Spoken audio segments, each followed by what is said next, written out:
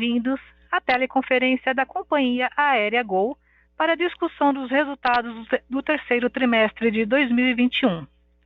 A companhia disponibilizou seus números na manhã de hoje, juntamente com 3 vídeos, contendo a apresentação dos resultados, a revisão financeira e as respostas a algumas perguntas.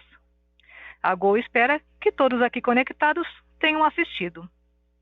Após as breves colocações da companhia, iniciaremos a sessão de perguntas e respostas, inicialmente para analistas e investidores, e, na sequência, para os jornalistas presentes, momento no qual mais instruções serão fornecidas. Este evento está sendo transmitido via webcast e pode ser acessado no site da companhia em www.voigol.com.br/ri e na plataforma MZIQ em www.mziq.com. Aqueles participando do evento por meio do webcast poderão também enviar suas perguntas na plataforma e as mesmas serão respondidas pela administração durante esta teleconferência ou pela equipe de relações com investidores da Gol após o término da teleconferência.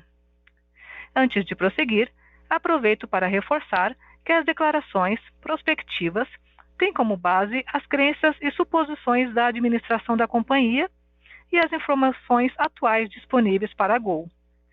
Essas declarações podem envolver riscos e incertezas, tendo em vista que dizem respeito a eventos futuros e, portanto, dependem de circunstâncias que podem ou não ocorrer.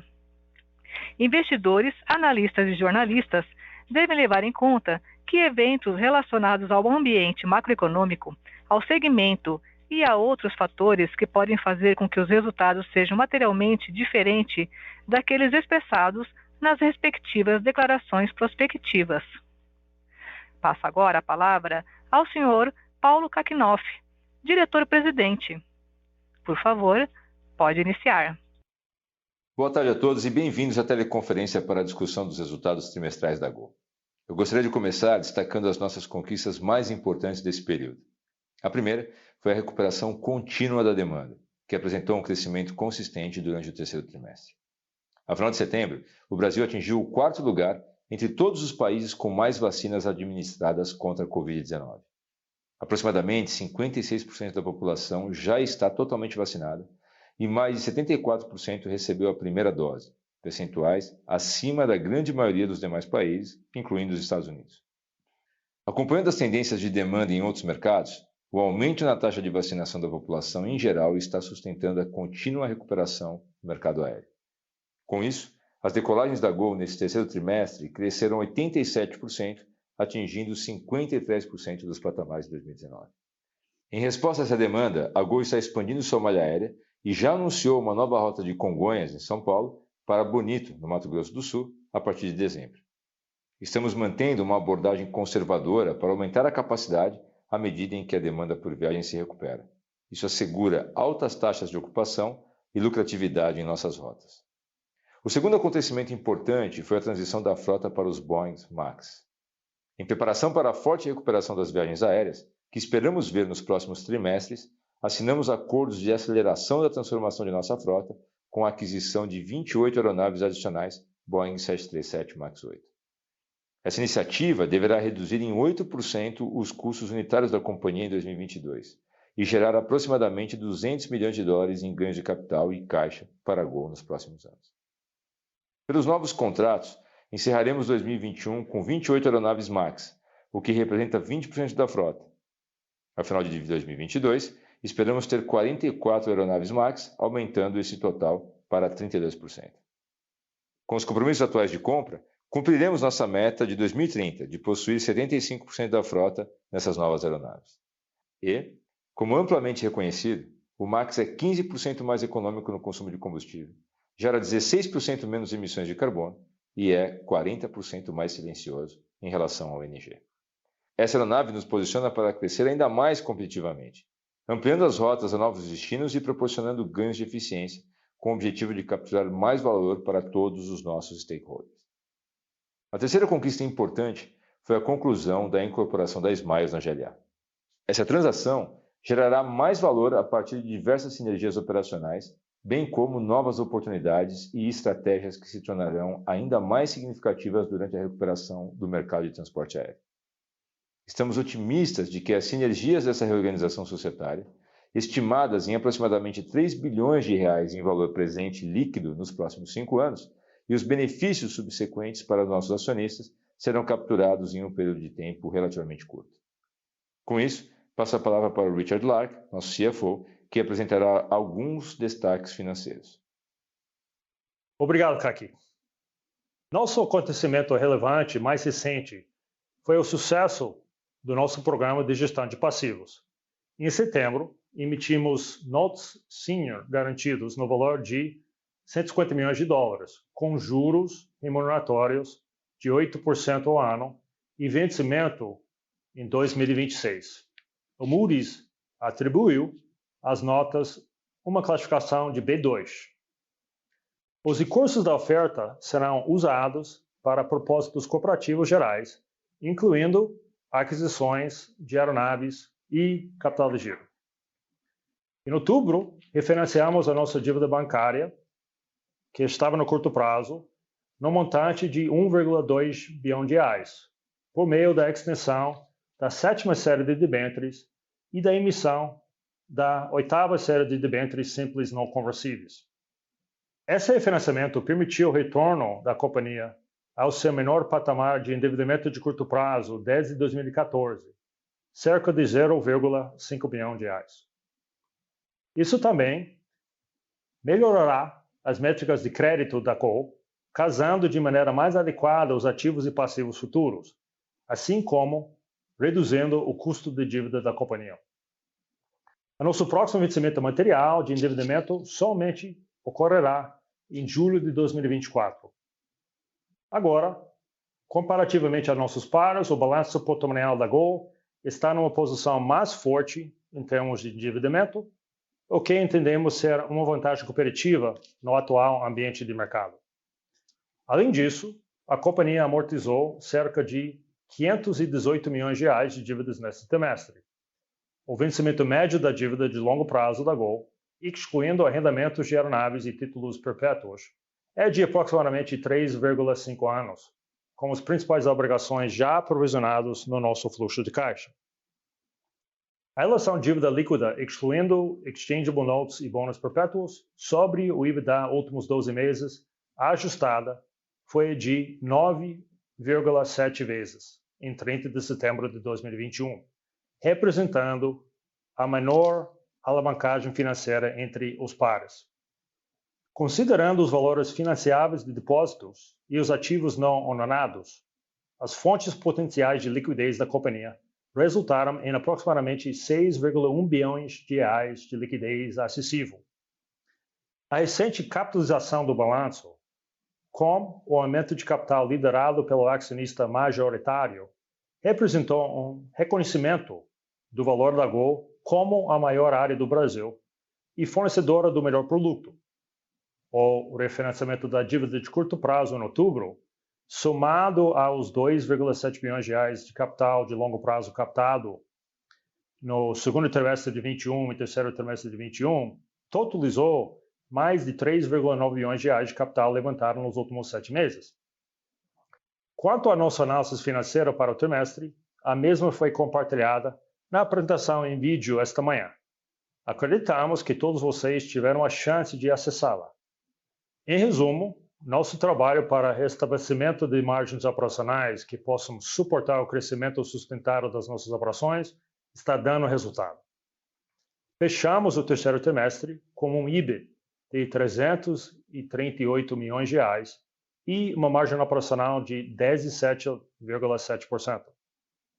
Seguindo o mesmo caminho, o EBITDA ajustado atingiu 464 milhões de reais, com margem de 24,3%, evidenciando os bem-sucedidos esforços para o equilíbrio entre oferta e demanda. Retorno agora a palavra ao Kakinoff. Obrigado, Richard. Estamos vendo uma recuperação na demanda por viagens aéreas e acreditamos que agora, com maior imunização da população e a expansão significativa da vacinação, teremos um quarto trimestre forte, coincidindo com o início da temporada de verão. Gostaria de encerrar agradecendo aos nossos colaboradores, o time de Águias, que estão atuando com extremo profissionalismo e comprometimento. Toda essa determinação nos coloca em uma sólida posição para expandir as operações e crescer com rentabilidade. Reiteramos nossa convicção de que a Gol emergirá ainda mais forte e resiliente com a normalização dos mercados. Passamos agora à sessão de perguntas e respostas. A teleconferência agora está aberta para perguntas, inicialmente apenas de analistas e investidores. Ao fim dessa etapa, abriremos para perguntas dos jornalistas presentes. Portanto, se analistas ou investidores tiverem uma pergunta, por favor, digitem *1 em seu telefone agora ou a qualquer tempo após esse anúncio. Se em algum momento sua dúvida for respondida antes de chegar sua vez, digite *2 para sair da fila de espera. Pedimos que, quando fizerem suas perguntas, falem próximos do receptor do aparelho, para que todos possam ouvi-los com clareza. Os participantes também podem enviar perguntas por meio da plataforma de webcast. Vocês precisam clicar no ponto de interrogação no canto superior esquerdo e digitar sua pergunta. Por favor, aguardem enquanto recebemos as perguntas de analistas e investidores. Novamente, senhores analistas e investidores, para fazer uma pergunta, basta digitar *1. Enquanto a gente está esperando a plataforma carregar a lista, a gente vai endereçar algumas perguntas recebidas da plataforma enviados para a plataforma. A primeira pergunta aqui é como os R$2 milhões de geração de caixa por dia no trimestre, como é calculado? Bom, a resposta. No terceiro TRI, Gol teve entradas operacionais de R$3 milhões, que eram compostos por R$2,5 bilhões de vendas brutas e R$0,5 bilhão de contas a receber, contra saídas operacionais de R$2,3 bilhões, quer dizer, sobrando aproximadamente R$200 milhões positivo, que é aproximadamente R$2 milhões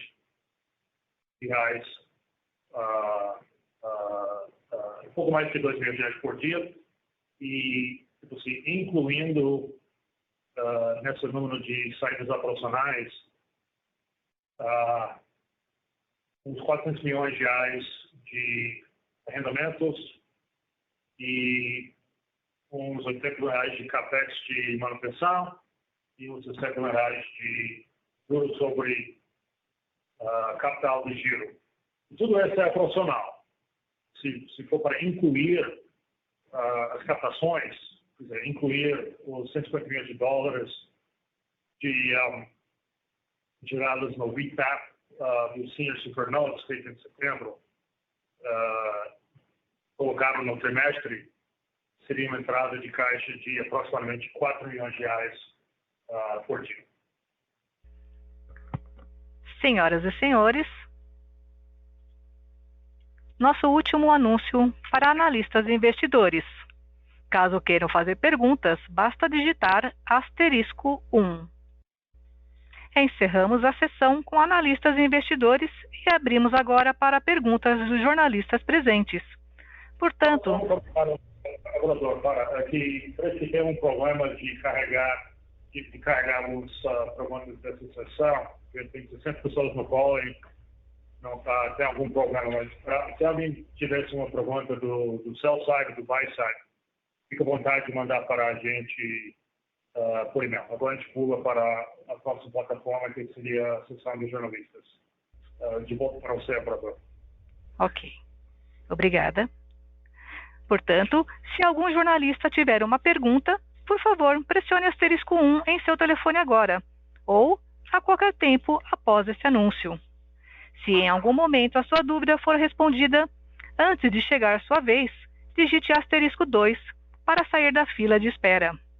Por favor, aguardem enquanto recebemos as perguntas dos jornalistas.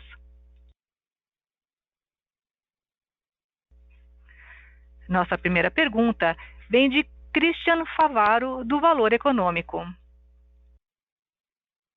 Gente, boa tarde. Obrigado pela minha pergunta, parabéns pelos resultados. Eu tenho duas pequenas dúvidas. Uma, aqui, eu estava acompanhando a call em inglês e eu acho que você deu mais ou menos um indicativo de onde você acha que a demanda corporativa vai estar no início do ano que vem, no primeiro trimestre. Se eu não me engano, eu ouvi 1/3 de retomada do mercado corporativo. Eu queria só entender se eu entendi isso realmente certo ou se não, eu entendi tudo errado.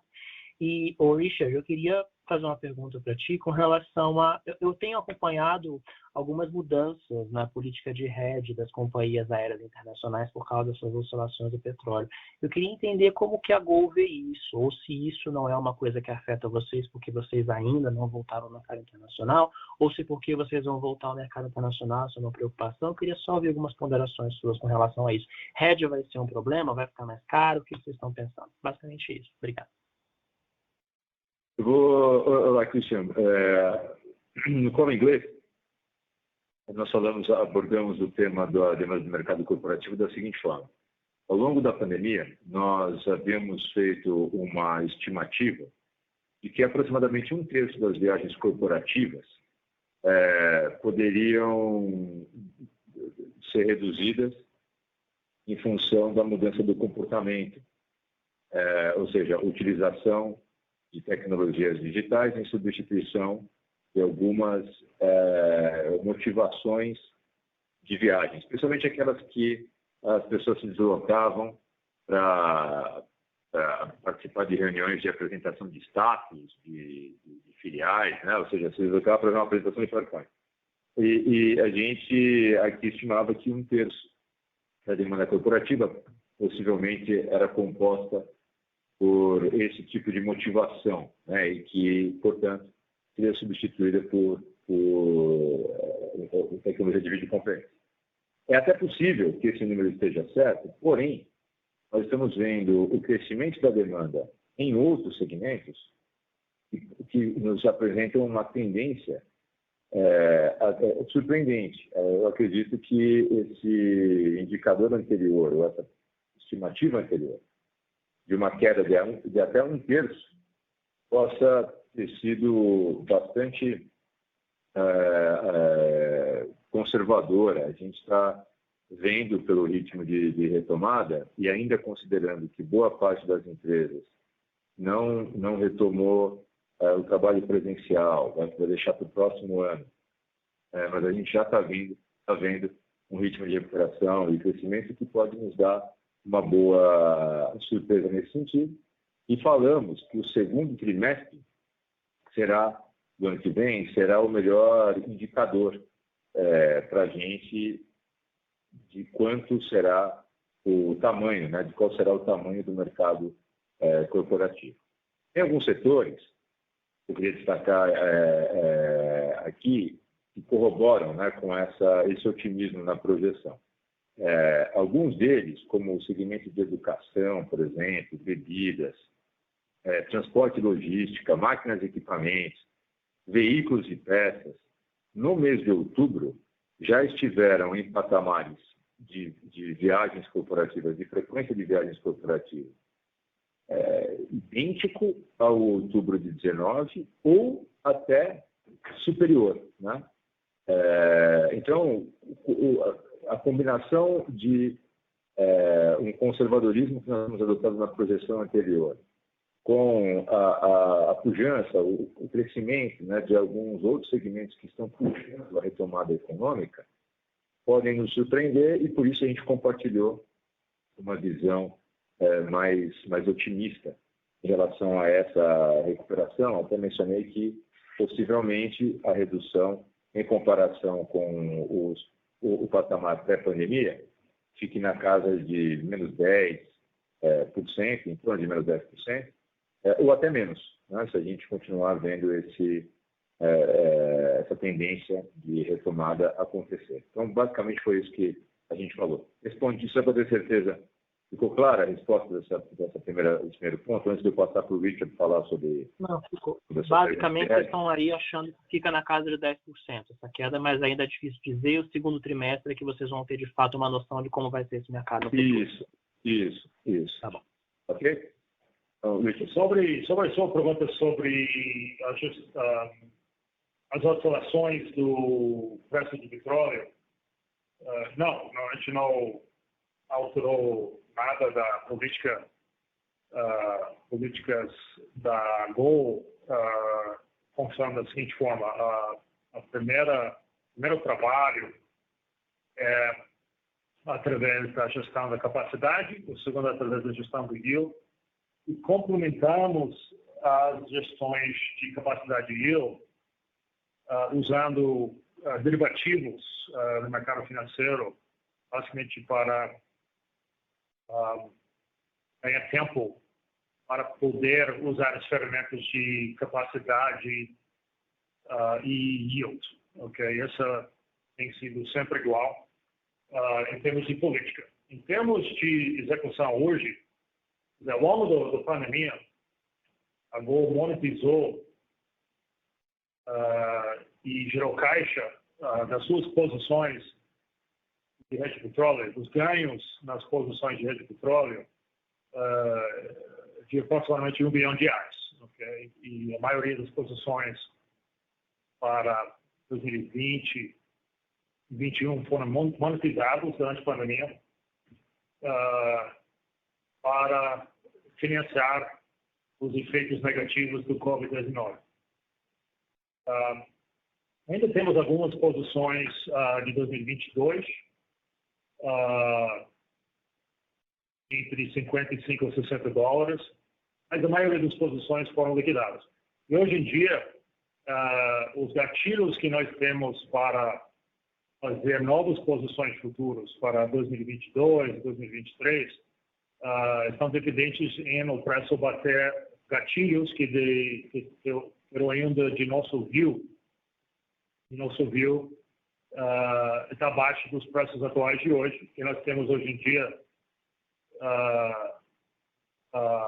um backwardation grande, quer dizer, a inclinação da curva com os preços de curto prazo muito altos, os preços de longo prazo mais baixos, e todos os efeitos que está acontecendo na cadeia de petróleo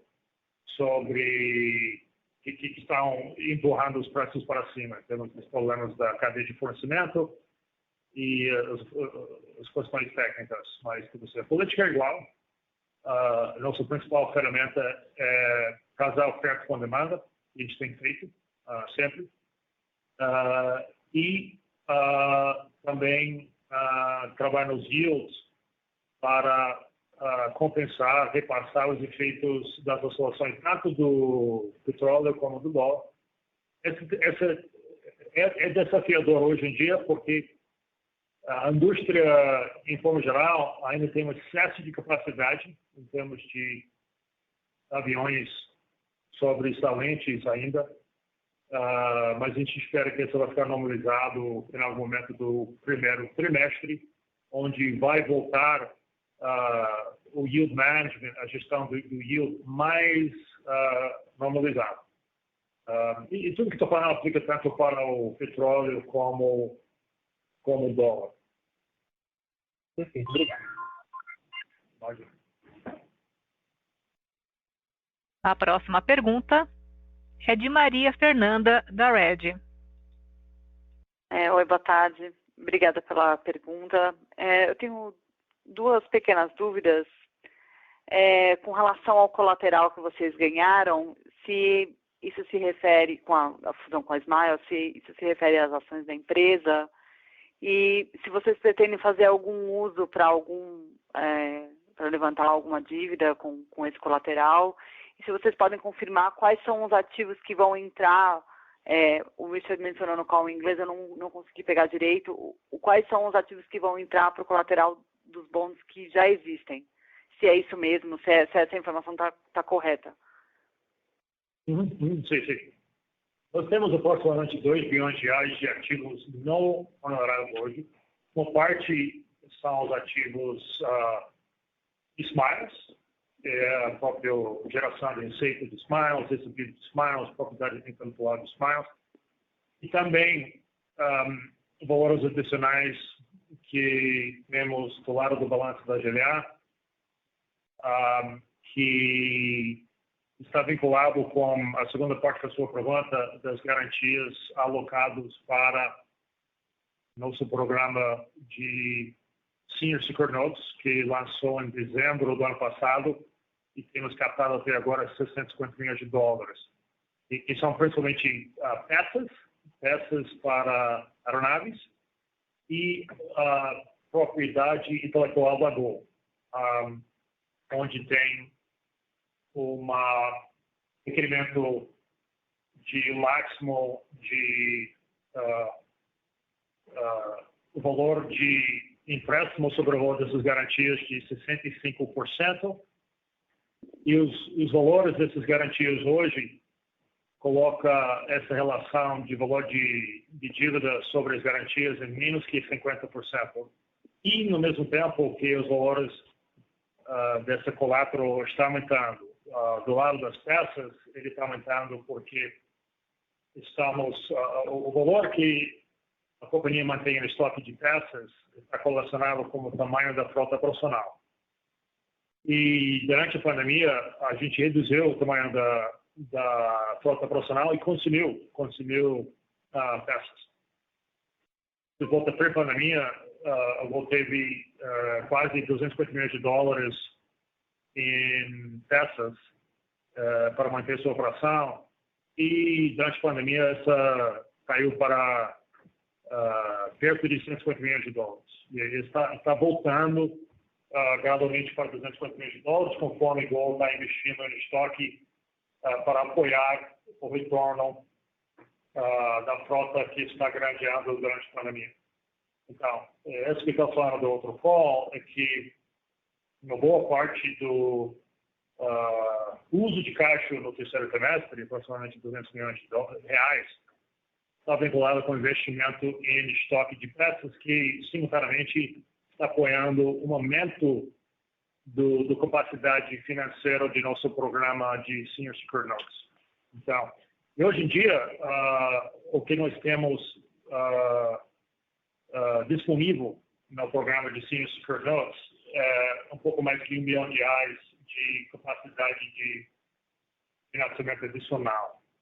E o que nós temos do lado dos ativos dos Smiles, que não estão liberados, temos mais $1 bilhão de capacidade de financiamento a longo prazo adicional. Essa soma aproximadamente $2 bilhões de fontes de financiamento com garantias reais adicionais, e quando somado a nosso aproximadamente $4 bilhões de liquidez de caixa de aplicações, caixa estrita, fontes a receber depósitos, soma aquele número que a gente divulgou de aproximadamente $6 bilhões de fontes de liquidez. Tá ok. Obrigada, viu? Imagina. Senhores jornalistas, caso queiram fazer perguntas, basta digitar *1. Por favor, aguardem enquanto coletamos as perguntas. Nós recebemos aqui duas perguntas via webcast. Uma da Bloomberg, que é a Patrícia, perguntando como vê a demanda para 2022. Se por um lado temos o avanço da vacinação, por outro, 2022 deve ser um ano de crescimento menor, desemprego ainda grande, segundo as projeções. Patrícia, a gente tem uma visão otimista da demanda por dois motivos. Eu acredito que os voos, a demanda por bilhetes internacionais de longo curso a lazer, ela será ainda relativamente baixa em comparação com a pré-pandemia, os voos de longo curso. Isso em função das diferentes regulações, restrições dos países, a variação cambial, que obviamente desestimula, né, a demanda por voos internacionais, e isso tende a preservar um efeito que nós temos verificado desde a virada do ano passado, que é um crescimento na demanda por lazer nas rotas domésticas.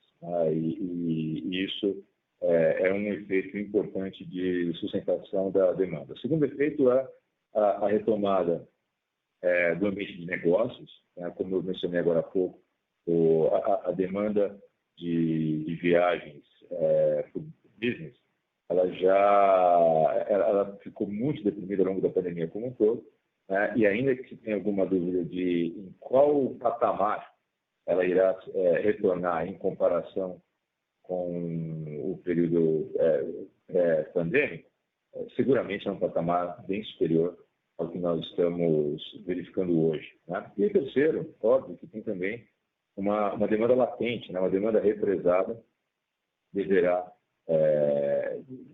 ser